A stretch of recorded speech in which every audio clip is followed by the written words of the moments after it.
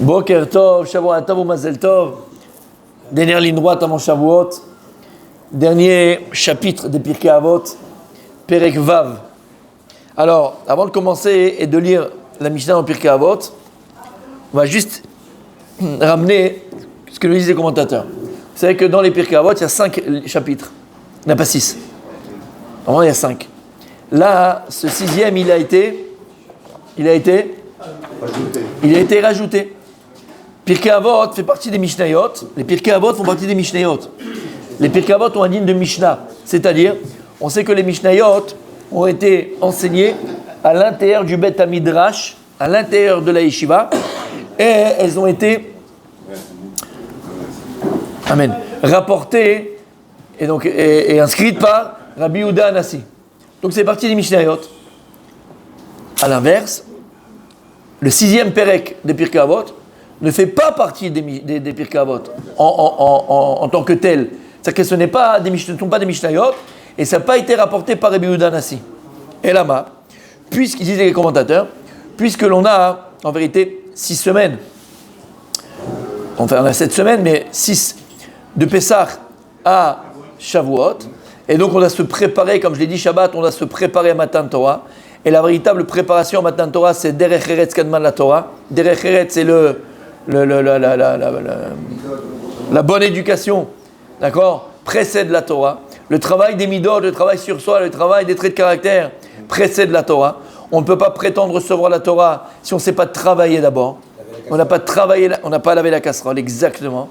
Donc, c'est pour ça que Chachamim nous ont donné ce minhag. On a ce minhag, cette coutume de lire les Pirkei Avot, qui ne sont en vérité que du moussard vivant. On ne pourrait faire ça que toute la journée, comme moussard, et on ne terminerait jamais, même après 120 ans, tellement qu'il y a c'est riche en éthique, en morale et en travail sur soi.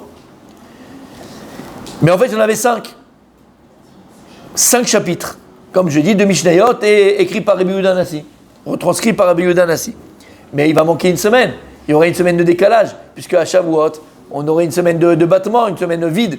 Alors on a rajouté le 6e Perek, ce 6e chapitre, qui ne sont pas des Mishnayot, qui sont des Braïtot. Et on avait dit plus d'une fois que la différence entre les Mishnayot et les Braïtot, une Braïta c'est fort, une Braïta c'est puissant, mais c'est moins fort qu'une Mishnah. Lama, parce que quand dans le mot Braïta écrit bar c'est extérieur. C'est quoi extérieur? C'est qu'il n'a pas été dit mamash dans l'enceinte du Bet HaMidrash, dans l'enceinte de la Yeshiva, et là à l'extérieur de la Yeshiva. Donc ce sont des enseignements, d'accord, extraordinaires, en l'occurrence ici, mais qui n'ont pas le même poids et niveau que les Mishnayot. Alors ça c'est au niveau halachique. Maintenant au niveau Moussari, il n'y a aucune différence entre Mishnah et Braïta ici, puisque ce sont des enseignements. Simplement la différence c'est que c'est Mishnah c'est Rabbi Yehuda Hanassi, 2 c'est Rabbi Hanassi. Et le Abarbanel nous dit que le dernier Perek, le Abarbanel, numéro 17 Abarbanel, celui qui va aller à Jérusalem, c'est chez Igal, il habite au 17 Abarbanel, à Rechavia, souhaitez le bienvenu, 24 heures sur 24, 7 jours sur 7. Soyez directement, tu arrives, pied sous la table. Omer à Abarbanel, que le dernier Perek, donc le Pirkei Avot, le 6e Perek, ce sont les Braïtot qui ont été retranscrits par Rabbi Meir Baal Hanes. Ce sont des Braïtot par Rabbi Meir Baal Hanes. Perek Shishi, comme ça dit le Abarbanel. Et juste pour savoir, le dernier Perek, puisqu'on est juste à la veille de Shavuot, ne parle que de Torah. Ne parle que de Torah.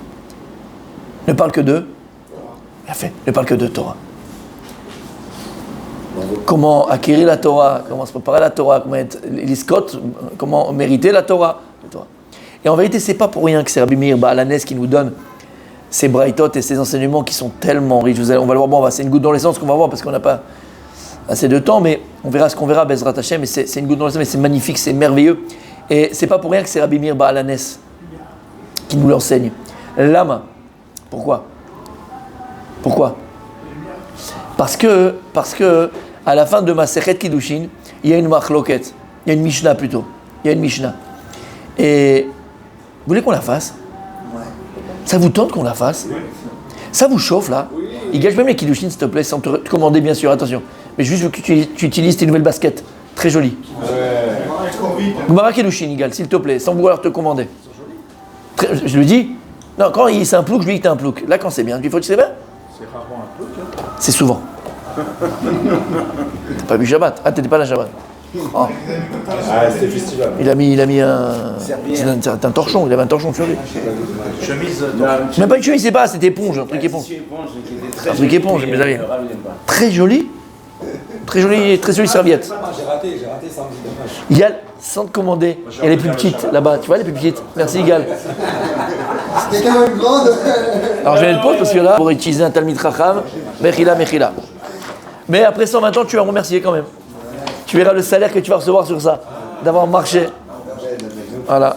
Tu n'oublies pas hein, quand même que je dis, c'est mon cousin qui m'a pensé à lui. Messieurs, écoutez bien, regardez bien.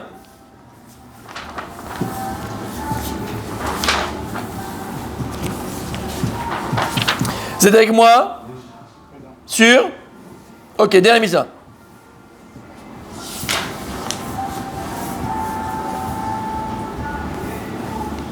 Alors on va faire la dernière Mishnah.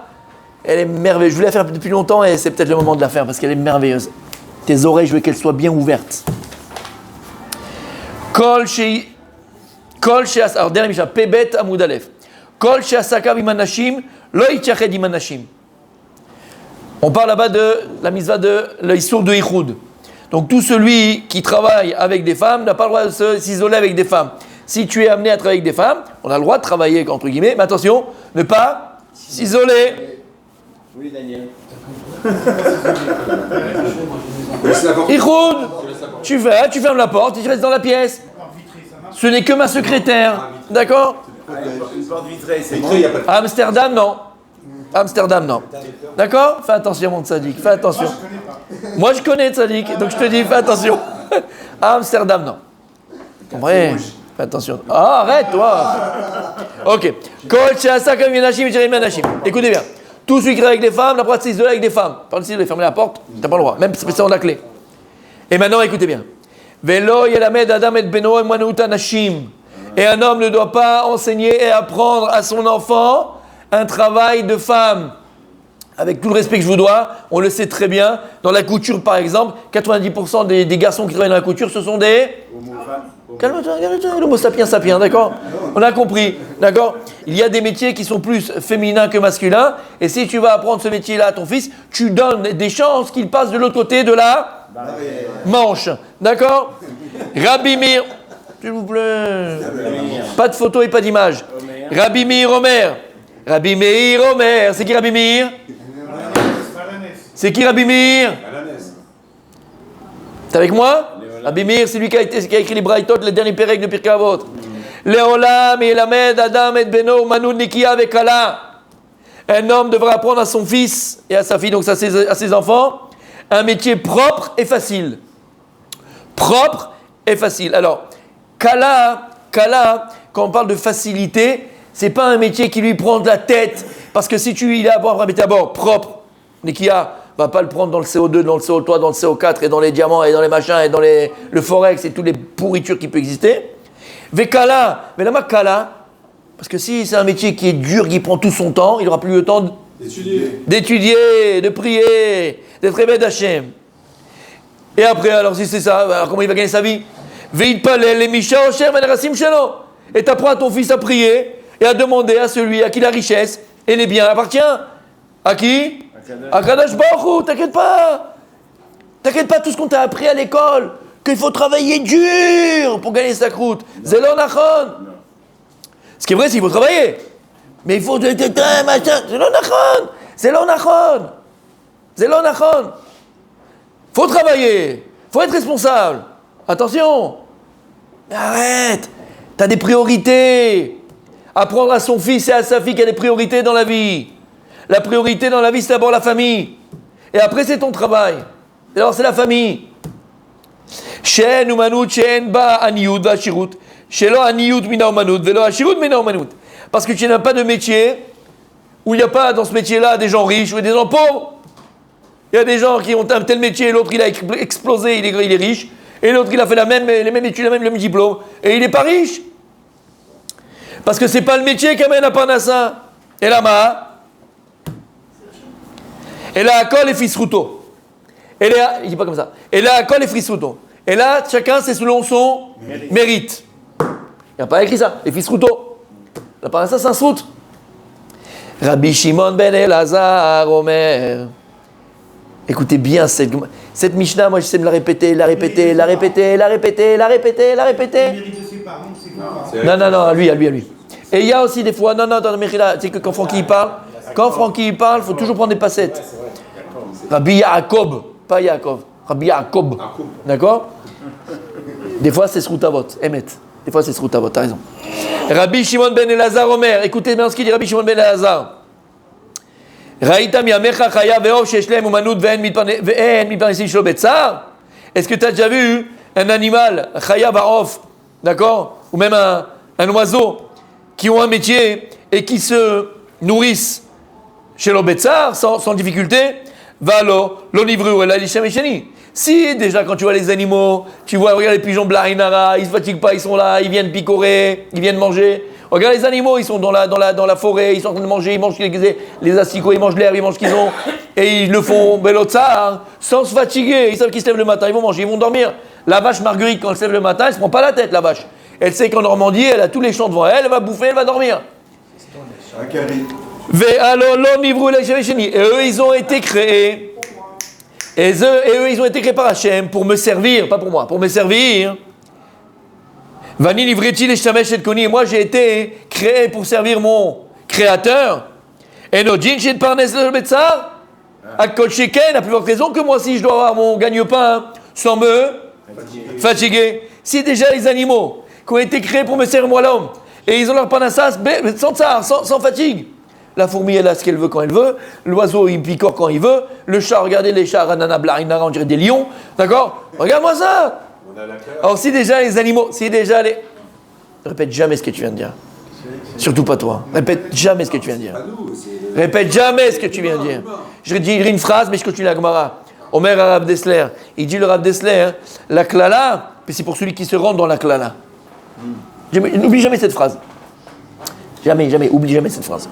Et donc ici, déjà, les animaux qui ont été créés pour me servir à moi, ils ont leur gagne-pain sans se fatiguer. Moi qui ai été créé pour servir mon créateur Akadosh Baruch Hu Melech Malchei Amlachim, à plus forte raison que je dois avoir mon gagne-pain sans me fatiguer. Alors pourquoi on se fatigue? Alors pourquoi c'est dur? Alors pourquoi c'est compliqué? N'oublie pas ce qu'on va dire maintenant, mon tzaddik. T'es quoi?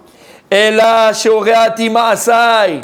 Parce que malheureusement, j'ai rendu mauvais mes actes.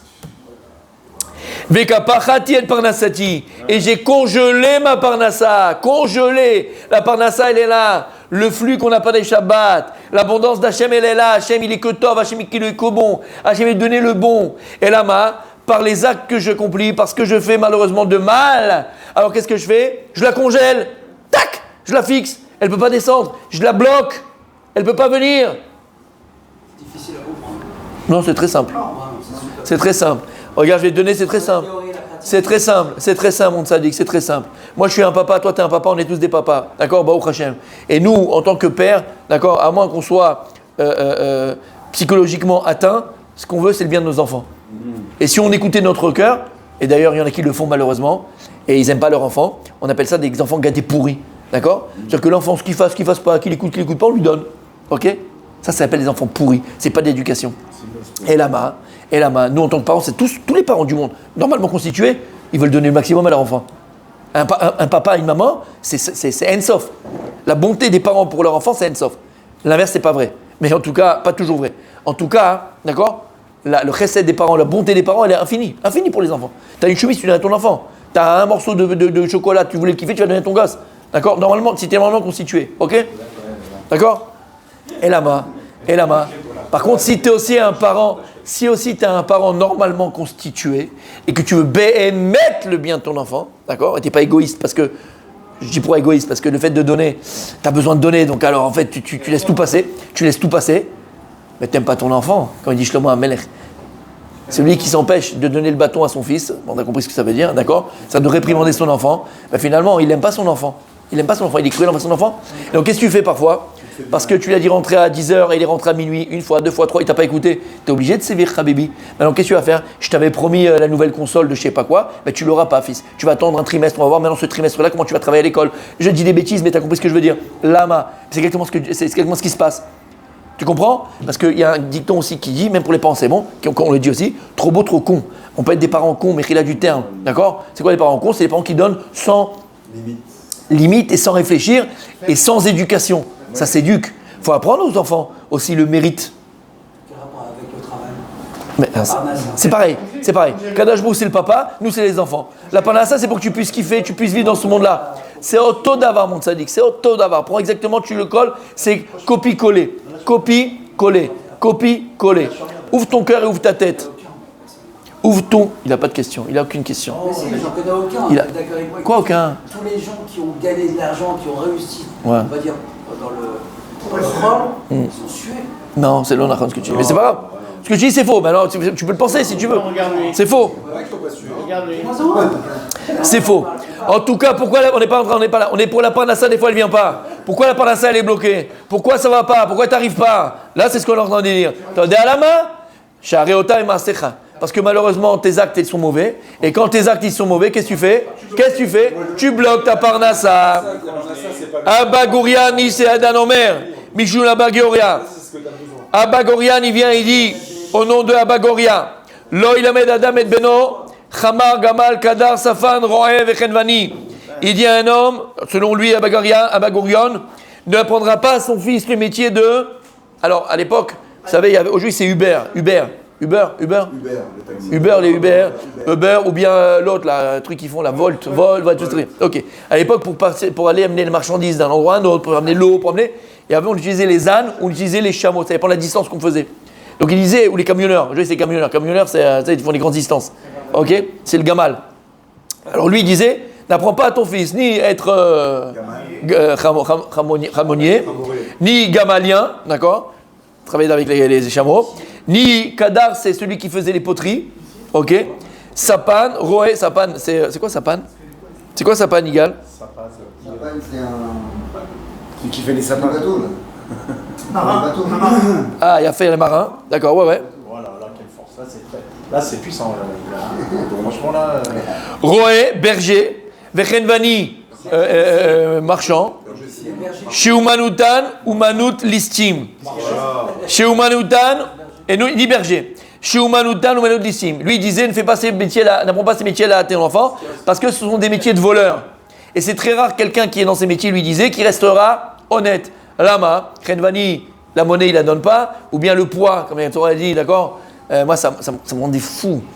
Je leur disais, je dis, regarde, tu me refais ça, d'accord, tu remets tout là-bas à sa place, et tu me recommences. J'attendais qu'il termine et qu'il me donne le papier pour lui montrer une espèce de voleur. Ou chez les primeurs. Tu sais comment ils te mettent dans le truc? Ils prenaient le gars, par exemple, les bananes, ils te le jettent dedans, tac, il fait très vite. Le truc, je le voyais, il monte à 1,8 kg, alors qu'il y a 1,4 kg. Je l'ai laissé faire, et paf. Il faisait tout comme ça. Il m'a sorti la liste, le prix. Je regarde. Tu vas maintenant refaire, là, c'est moi qui vais te le faire, et je dépose, je tape pas dedans, on va voir la différence. Il y avait 40 ou 50 shekels de différence. Ah ouais. Mais il fait exprès, il gagne sur ça le mec. D'accord? Et ils font tout ça. Alors attendons, ce qu'on dit là maintenant, c'est pas la halakha, d'accord? C'est lui les conseils que chaque Tana y donnait. Et donc lui il disait, ce sont des métiers où la personne aura tendance à voler, d'accord? Et à essayer de prendre de l'argent de ces lekouchot, des gens qui viennent acheter ou qui viennent, d'accord, avoir besoin de ces services. Donc lui il disait, Abba Megourion, c'est pas la halakha. Lui, conseiller, c'est un conseil qu'il donne. N'apprends pas ces métiers-là à ton fils, à tes enfants, parce que c'est un métier où il y a beaucoup de voleurs. Rabbi Yehuda Omer Mishmo Achamarin Ruban Recharin. Lui disait, Rabbi Yehuda, la majorité des Chamarin, donc ceux qui utilisaient l'âne pour aller de ville en ville, c'est des Recharim, sont des impies. Ils font payer en plus, ils font payer machin, ils font pas ce qu'il faut. Ils volent au milieu d'un peu de marchandises. Si tu as donné 3 bouteilles d'huile, il en prend une pour lui, il le mène la deuxième. Va Gemalin ou Ruban Ksherin. Mais par contre, les Gemalin, les chameliers, eux, la majorité de ces gens qui travaillent dans les Gemalim, ce sont des gens Ksherim, des gens aptes, honnêtes. Asfanin, Ruban Chassidim. Les marins, ce sont souvent des gens Chassidim pieux. Alors en fait, pourquoi? Exactement. Parce qu'en fait, j'ai dit, l'âne, il va de quartier en quartier. C'est souvent dans la ville ou d'une ville à une autre, mais c'était proche. Les Gemalim, c'est dans le désert. Et dans le désert, Habibi, tu es seul avec Dieu. Tu as plus tendance à parler avec Dieu. Et ils disent pareil les marins. Les marins, ils sont au milieu de la mer. Qu'est-ce qu'il y a? C'est dangereux. Et donc à qui il se remet? À Kadosh Baruch Hu. Tov Shebarofim les Geinam. Le meilleur des médecins, il terminera au Geinam. Le meilleur des médecins. Alors ici, il y a plusieurs pshachim. Tov Shebarofim les Geinam, il te dit pourquoi? Parce que malheureusement, très souvent, alors il y a deux choses. Alors je dis ce que tu dis d'abord. Pourquoi? Parce que le médecin, hein, puisqu'il sauve des vies, il peut très vite arriver à l'orgueil et penser que lui c'est Dieu et c'est lui qui sauve et c'est lui qui est. D'accord? Donc rien que cette pensée-là, ça s'appelle la pikorsut, ça s'appelle de la vodazara, ça s'appelle de l'idolâtrie, ça s'appelle que Dieu n'est pas là. Ça c'est le premier. Mais deuxièmement, il dit non. Dans lesquels ils disent pas ça du tout. Ils disent parce que finalement, c'est pas de moi, d'accord, c'est les Mefarshim, donc pour dire que la majorité et beaucoup de docteurs en vérité, au lieu de guérir, eh ben ils tuent. Ils tuent. Ils tuent. Involontairement. C'est un assassin sinon. D'accord? Parce que combien combien on a. Alors, c'est pas la majorité, d'accord? Mais par exemple, il y a des traitements qu'ils vont donner. Et en fait, ils savaient très bien que le traitement, comme il y a le laboratoire qui lui donne les vacances au Ritz, à Dubaï et les machins, ils ont plein de tabot. Le traitement, ils savent qu'il y a des effets secondaires. Ils vont comme le donner. Et il y a eu des cas, pas un, pas deux, pas trois, hein, des cas très graves. Le type, il a été soigné pour juste un problème à l'ongle du pouce dernier, d'accord, de l'autre côté de l'océan. Et en fait, finalement, il a un problème au foie. Il a un machin, ils l'ont éclaté. Bref, d'accord, ok. Et le meilleur des bouchers, c'est l'associé d'Amalek. Parce que les bouchers, ils ont tendance aussi à tricher, voler, mentir et prendre du cheval. Combien on a mangé, pendant combien de temps il a mangé du cheval à Cannes? Ah oui. Ben, c'était connu. Le boucher de Cannes, que pendant 30 ans, moi j'y allais à Cannes tous les ans quand j'étais petit, il vendait du cheval. Cachère. Son fils l'a dénoncé, voilà. Je ne savais pas. Là, ça coûte pas plus cher le cheval. Ben non, ça coûtait rien, fils. C'est pas que du cheval, c'est n'importe quel viande. Il y avait du cheval aussi, beaucoup de cheval. Ouais, beaucoup de cheval. C'est bon, Il y avait. C'est bon, c'est pas bon. Est-ce que c'est bon? Son fils maintenant il est poissonnier. Je ne me rappelle pas, mais en tout cas, on mangeait bien. Quand on était à Cannes, on achetait chez lui. C'est ça qu'il a l'énergie comme ça aujourd'hui. Mais non, je comprends parce qu'en fait, après manger, je me mettais à quatre pattes et je faisais le cheval. Mais comment il peut dormir le gars? Écoutez bien, messieurs, et c'est maintenant que tout se passe. Messieurs, Comment il peut dormir? elle n'est pas riche cette Mishnah.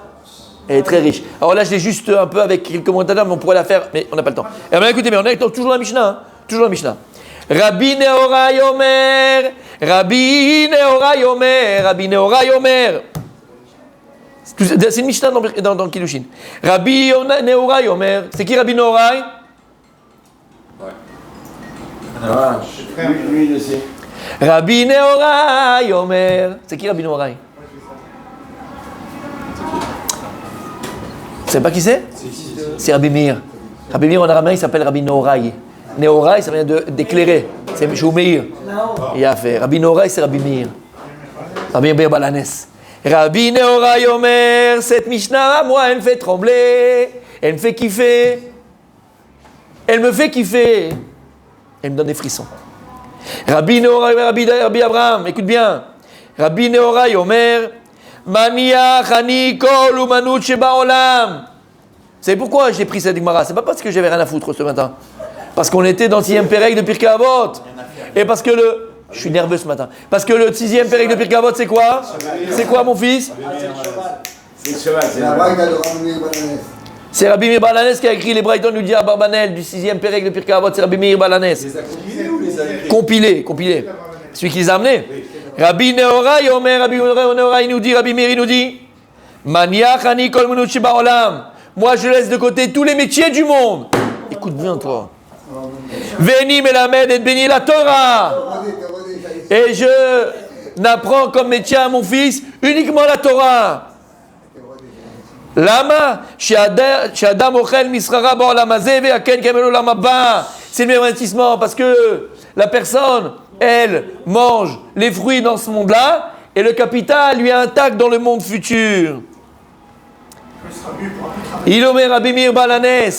Moi, je laisse tous les métiers du monde. Quel métier j'apprends à mon fils? Métier de la Torah. Alors, il a une question parce que faut pas voir Rabbi Shlomi comme ça. Rabbi Shlomi, il a des questions pertinentes. Parce qu'il vit sa Torah. Parce qu'il vit sa Torah. Il respire la Torah. Il est Torah. Alors Et tu sais pourquoi il est Torah? C'est pourquoi il est Torah? Parce qu'il est passé 4 ans à Aix-les-Bains, messieurs. Parce qu'il a eu sa joue, il a eu le mérite d'avoir les claques de Rav Chaikin, messieurs. Oui, monsieur. Parce qu'il a eu le mérite d'avoir les claques du Rav Chaikin, messieurs. Elles sont rentrées, messieurs. Regarde-moi, Blainara. Quelle résistance! Comment on a échappé? Rabbi Michael, Al tistakel balkankan, et la betocho. Ne regarde pas à l'extérieur, regarde ce qu'il y a à l'intérieur. Un jour, il va se réveiller. Regarde pas la cruche à l'extérieur. Regarde ce qu'il y a à l'intérieur de la cruche. Messieurs, Rabbi Meir Baalanes nous apprend quelque chose d'extraordinaire. Lui, il dit, regardez, parlez, médecin, pas médecin, avocat, pas avocat, pharmacien, pas pharmacien, footballeur, danseur étoilé, ce que tu veux.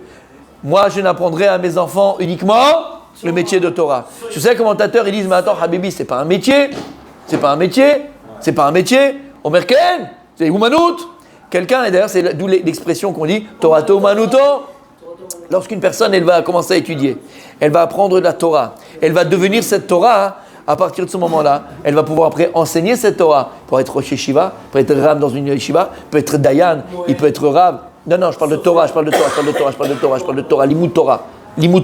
Limud Torah, d'accord? Il pourrait être Melamed, il pourrait être Melamed Tinokot, il pourrait être Rav Kehila, il pourrait être Rav Kolel, Hirosh Kolel, il y a tellement de choses à faire, il pourrait être conférencier de Torah, j'aime pas ce mot conférencier, mais vous avez compris, c'est que les gens comprennent, d'accord? Marbitz Torah, Baolam, et il dit là-bas le Shulchan Aruch, quelqu'un qui est Torato ou Manuto, parce que ce que je vais vous dire, on arrive en matin Torah, on arrive à Shavuot, on tzadik.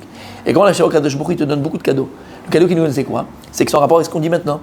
Il y a écrit là-bas, dans le Shulchan Aruch, et c'est une halakha, qu'on n'a pas le droit de recevoir de l'argent pour la Torah qu'on enseigne. D'où on apprend ça de Moshe Rabbeinu.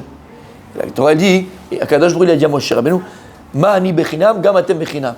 Et bien, dire que moi, Kadosh Baruch Hu, je t'ai enseigné la Torah, toi, Moshe Rabbeinu, chinam, gratuitement. Alors toi, tu te dois d'enseigner la Torah à Israël gratuitement. Mani bechinam, gam atem bechinam. D'accord? Écoute bien. Ok, Omer Shulchan Aruch, c'est halakha, d'accord?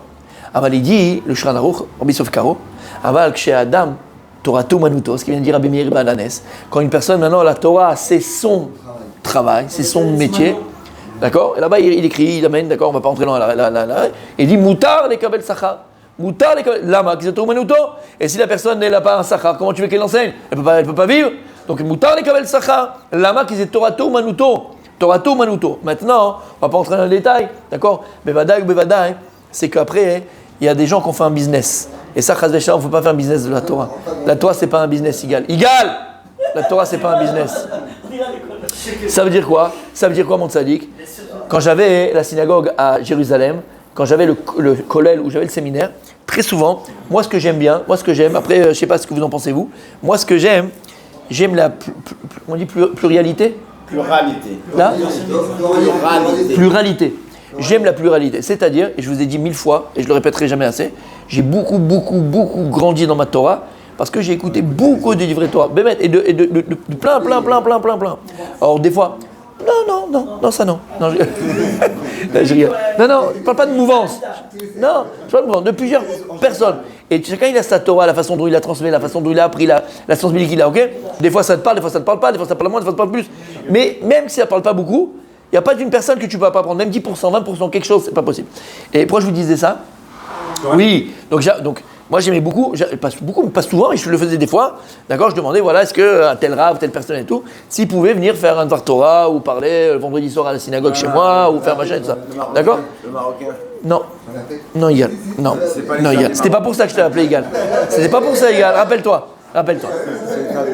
Il sort aussi du Maroc, hein, exactement. Il sort du Maroc, hein. D'accord. J'avais le séminaire de Félix qui venait Rabbanim. Il est différent. Il y avait des Rabbaniotes aussi qui venaient. Bon, bref, l'homme est chané. Quand j'appelais un rave et je lui disais, regarde, voilà, tu peux venir faire un cours pour les filles, pour les garçons, pour ceci ou pour cela. Lorsque il me disait, il y avait 2 mots où je le rappelais plus. Je le rappelais pas. C'était terminé. 2 choses. S'il me disait 2 choses, combien tu payes? Alors, avant de combien tu payes, c'est combien de personnes il y aura. S'il me disait pour combien de personnes, combien ça veut dire aura, c'est un problème. S'il n'y en a que 4, s'il n'y en a que 5, s'il n'y en a que 10, C'est pour le combien? Non. Ça va ensemble. Non, c'est pas pour ça. C'est que s'il n'y a pas un quota de personnes minimum, je viens pas. Je viens pas. Alors, c'est pas la Torah qu'on a reçue, ni du Rav Chaikin, d'accord, et ni la Torah de Mir, ni la Torah de Dilpa. Une âme d'Israël, Chabibi. Une Neshama à qui tu vas pas. Une Neshama. Un, il est seul. Rappelez-vous de l'histoire, messieurs, rappelez-vous de l'histoire. Rappelez-vous l'histoire du Rav Sonnenfeld. C'était le Maguide de Jérusalem, d'accord? Rav Sonnenfeld, il était à Jérusalem et il était dans le quartier où on a été, Yeshivat Mir. Vous vous rappelez Yeshivat Mir qu'on a été? Ok, de Beth Israël. Et là-bas, il avait, c'est une ville en France. Et là-bas, il avait une synagogue, c'était lui le Rav de la synagogue. Et tous les samedis après-midi, il faisait un shiur. Et c'était en hiver, et c'était un hiver où il a neigé à mort. Mais il neigeait à mort à Jérusalem, à mort. Il y avait 40 cm de neige, c'était un truc de fou, jamais il a neigé comme ça. Bref, et lui avait le shiur. Il avait le shiur tous les après-midi. Il neige, son épouse, la rabbinite, elle a dit écoute, c'est rien que tu ailles, vada, qui peut sortir avec la tempête? Personne ne peut marcher dans la rue, qui va venir? Il n'y aura personne. Et le Rav, il a dit moi, Kavoua. J'en ai un qui vient, ça va. Mais personne ne va venir. Personne ne sera là. Il suffit qu'il y en ait un qui vienne, que j'ai. Olam Umlo. C'est un monde. C'est un monde, c'est un monde en soi. Une Neshama, c'est un monde. Et ça va, je dis, mais tu vas attraper mal. Il a voulu savoir. Et il marche dans la neige, il marche dans la neige. Il avait la synagogue, il s'assoit comme d'habitude, tout ça. Vide. Il n'y a personne. Il attend un tout petit peu, 5 minutes. Personne. Et il fait le shiur. Seul. Et il fait son shiur. Il se levait pour lui. Parce qu'en réalité, quand tu prépares un shiur, tu le prépares pour toi. Si la Rav, il n'a pas compris que d'abord il le prépare pour lui, il ne peut pas le transmettre. Il ne peut pas le transmettre. Ça. Non, je ne peux pas le transmettre. Alors tu vas le dire, c'est magnifique, mais tu ne vas pas faire des talmidim. Quand est-ce que tu vois que les gens, ils changent? Ça pénètre. C'est d'abord que tu le dis pour toi. Parce que c'est plus émettre, c'est plus vrai. Ok, on a compris. Et donc il est en train de faire le shiur pour lui. Et il fait un shiur, il commence à faire. À ce moment-là, il y a un type, un juif, un yodi, Lo Shomer Shabbat, Klum, Shum Dava, qui passe comme ça à côté, il était dans la tempête, il entend un gars, mais c'était vide, on n'entendait pas la tempête, en train de crier, en train de parler, Et il regarde par la fenêtre. Il voit un Rav en train de bouger, en train de parler, il entend, parce qu'il entend tout. Et il voit, il parle tout seul. Il voit qu'il n'y a personne en face de lui. Alors il dit, je sais pas, il est bizarre ce gars-là. Et donc il commence à écouter le Rav Sonnenfeld. Et le gars, c'est comme Hillel, l'histoire de Hillel quand il montait là-haut pour écouter, tellement qu'il était absorbé par le limoud, il est congelé, il est resté là-bas. Il était en train d'absorber le Maguide de Jérusalem, il faut savoir c'est quoi, c'est Shiurim. Tu allais écouter le Rav Sonnenfeld, tu étais dans un Olam Acher, c'était un monde complètement, c'était un monde parallèle. C'était Matok Midvash, avec des mots forts, avec une moussard extraordinaire. Et ça lui pénètre le cœur comme ça. Et il entend, et il est absorbé. Il est hypnotisé par les paroles du Rav. Ça passe, d'accord? Il a fini le cours, il a fini le machin. La semaine d'après, il vient voir le Rav. Le type, il fait Shabbat, le type, il a fait Tchouva, le type, il a... Et il lui raconte ce qui s'est passé. Il dit la semaine dernière, vous étiez là, vous étiez machin. Et il lui dit, moi je suis passé, moi j'ai écouté, et moi j'ai fait Tchouva. Et le Rav Sonnenfeld, il raconte cette histoire. Et il dit, regarde, si j'étais pas parti faire le shiur, il n'y avait personne. C'était Vardaï, peut-être certain qu'il n'y avait personne. J'aurais perdu une âme d'Israël. Regarde ce qu'on a gagné. Une des gens. Mais en fait, cet homme-là, il avait tchouva. C'est sa famille qui fait tchouva. Avec ses enfants, et ses enfants de ses enfants, ses enfants. C'est Olam Malé. On a ici, messieurs, un représentant du Rav Chaikin vivant. Donc du Chavetz Chaim, messieurs. Écoutez bien. Il y a... Comment? Non. Vous m'appelez, c'est payant. C'est payant. On va faire payer maintenant, ça suffit. Il le vend bien, hein? Il y a, à l'époque du Rav Chaikin,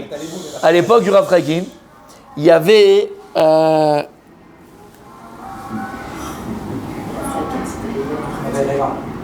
Non, il y avait à Lyon un Rav. À Lyon. Qui était avec Sléman, mais après il est parti à Lyon. Oh là là, non, j'ai son nom. Il y avait Ramagnus, mais avant lui, c'est celui qui a ouvert l'école. Il avait un autre nom. Ça va revenir, d'accord, Mechila, ça va revenir. C'est pas grave, Teboul peut-être. On ne rappelle plus, Mechila, ça va revenir. Bref, et c'est ramené dans le livre du Rav Chaikin. Et c'était un ancien élève de la Yeshiva. Et Lyon, à l'époque, c'était un désert. Il n'y avait rien. Un désert. Et il a décidé d'ouvrir une école juive. Les juifs, ils allaient, le peu de juifs qu'il y avait, mais ils allaient dans l'école non juive, d'accord? Donc il a voulu ouvrir une école. Il est parti voir le Rav Chaikin, il lui a dit son projet, il lui a dit voilà. Le Rav, il l'a encouragé. Le Rav Chaikin lui a dit mais il faut que tu fasses ça. C'est ta mission, kol hakavod, il faut machin, et ça va être magnifique, et tatata. Il a dit ok, mais c'est compliqué. Il dit tu vas. Et le gars, le Rav en question, il est parti. Il a demandé un endroit, quoi, un endroit pour l'école. D'accord? Il a fait, il a machin, il a truc. Il va voir le Rav, il dit voilà, ça y est, j'ai un endroit, on peut faire l'école, tout est machin et tout. Le Rav, il dit allez, vas-y, maintenant tu vas faire les inscriptions. Tu vas. Ok, il fait les inscriptions. Donc il fait les pubs, il fait les machins, il essaye d'aller aborder les gens, les familles, les trucs et tout ça. Zéro. Il va voir le Rav. Il dit bon Rav, je pense que je vais arrêter là parce que de toute façon, la rentrée dans un mois, j'ai personne, il n'y a pas. J'ai tout le. Comment on appelle tout le. Non, comment on appelle. Oui, d'accord, il y a un mot en français. Bon, bref, on a compris. Hein? Toute l'infrastructure. J'ai toute l'infrastructure. J'ai les profs de maths, les profs d'anglais, les profs de machin, j'ai tous les profs, j'ai l'infrastructure, j'ai les classes, j'ai tout. J'ai la cloche qui va sonner, la cloche qui sonne pour les. J'ai tout. J'ai pas d'élèves. Le Rav Chaikin, il lui a dit mon fils, tu vas aller. Il lui a dit tu vas aller, ça s'appelle de porte à porte, tu vas dans les maisons. Tu connais des familles juives, tu fais du porte à porte. Il dit Rav, bon, ok, je vais faire du porte-à-porte. Combien je vais en avoir? Combien vont venir? Il est parti. Le Rav Chaikin. Non. Non, je crois que c'est Rav Teboul, mais bon, bref. Et donc il va, d'accord? Il va, à la fin, écoute bien cette histoire, mon tzaddik. Il va, il revient, il va voir le Rav Chaikin, il dit Rabbi, écoute, là, il faut que j'arrête, c'est dans une semaine. Et j'ai 2 élèves. On va pas ouvrir une école pour 2 élèves.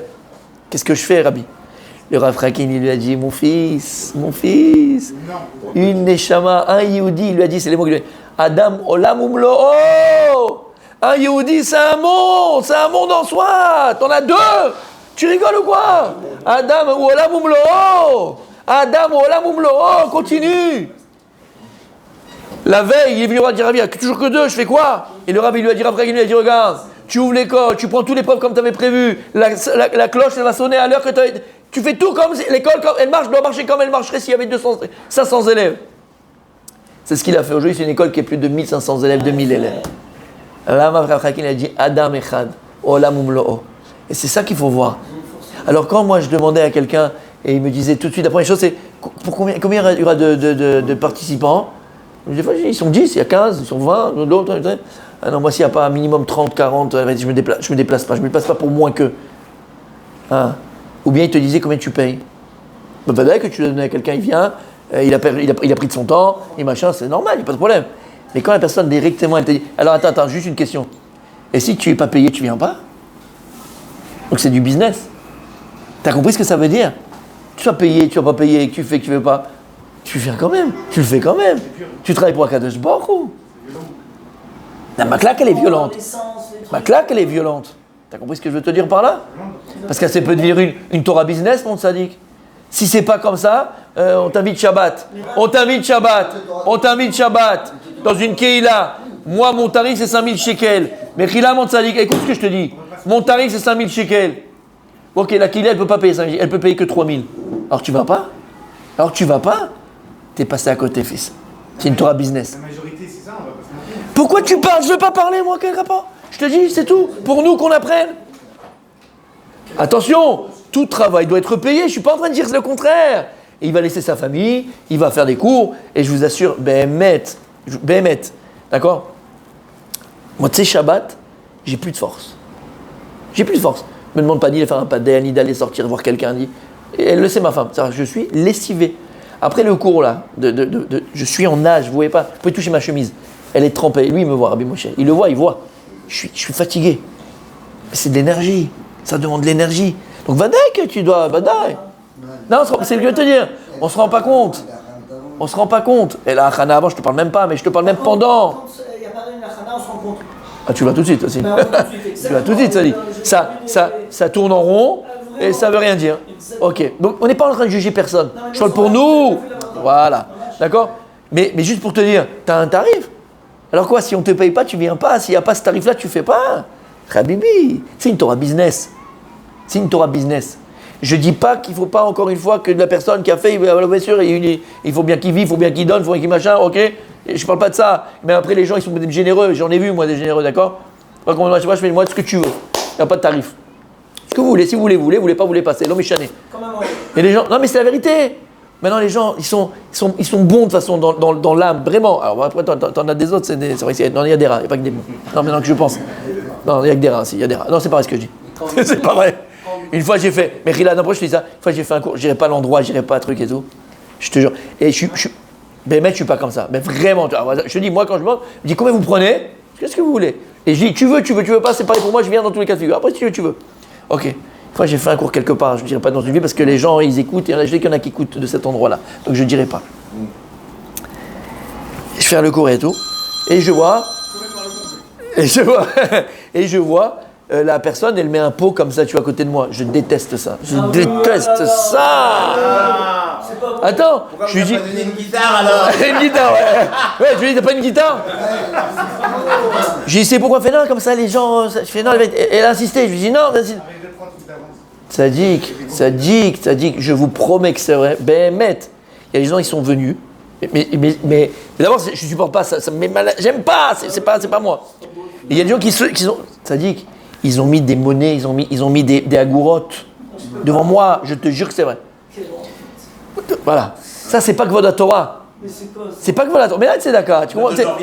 Non, dans l'état d'esprit, je te parle d'état d'esprit, tu vois, l'état d'esprit.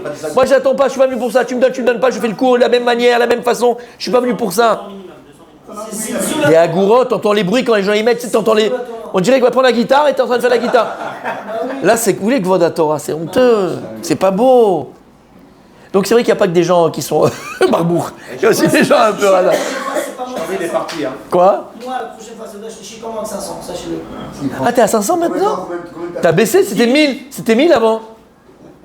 T'as baissé, mon gardas? Bon, d'accord.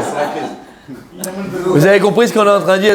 Tout ce qu'on est en train de dire, on n'est pas en train de rigoler. Tout ce qu'on dit, c'est vraiment des choses vraies. Tout ce qu'on dit, ce sont des choses vraies. J'ai quelque chose à vendre, moi. Quoi? Birkat Kohanim. Ça, c'est vrai. Non? Donc il a dit Rabbi Noraï, mais si on termine, on continuera demain, s'il vous plaît. Rabbi Noraï Omer, Maniach Anikol Moshe Baolam, Ani Melamed Bni El HaToire, She'adam Ochel Misrara Baolam Hazeh, Ve'aken Gamel Olam Haba, Ve'shar Kol Omanut Enan Ken. Et les autres métiers, c'est pas pareil. She'adam Balide Choli, ou les Zikna, quand un homme tombe malade, ou bien il est vieilli, ou les Nisourin, ou bien il a des souffrances, Radé Shalom, Ve'no Yachol La'asok Bemelachto, il ne peut plus travailler. Aréoumet Berav, il va mourir de faim, et des fois de honte. Ah bah la Torah la Torah n'est pas pareille. Et là, Meshamerato, Mikol Ra Beneurato, la Torah elle te protège la personne de tout mal depuis sa jeunesse. Velotenlo Acharit Vetikva Beziknuto, il dit Rabbi Meir. Elle te donne de l'espoir dans ta vieillesse.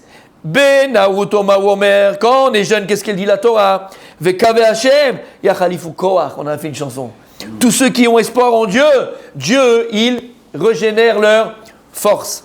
Beziknuto Mawomer, et quand il est vieux, qu'est-ce qu'elle dit la Torah sur lui? Oh, Dinuvun Beseva, encore ils comprendraient quand ils seront vieux.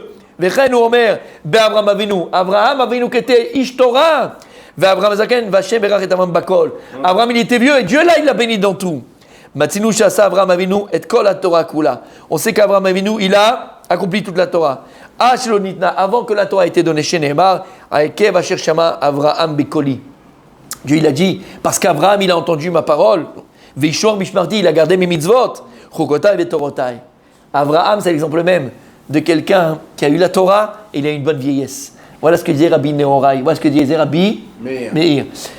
Je n'apprends à mes enfants et à mon fils quel Umanout, je laisse tous les Umanout de côté et la Torah. Voilà pourquoi, juste je termine, voilà pourquoi c'est pas pour anodin que le dernier Pérec de Pirkei Avot, qui est le 6e Pérec qui parle que de la Torah et de l'Iskot Batorah et comment mériter la Torah et comment étudier la Torah et les bienfaits de la Torah, est-ce que la Torah est l'apport? Est-ce que nous on est avec la Torah? Qui c'est qui l'a enseigné? C'est Rabbi Meir Baal Hanes. Continue demain, Bezrat Hashem.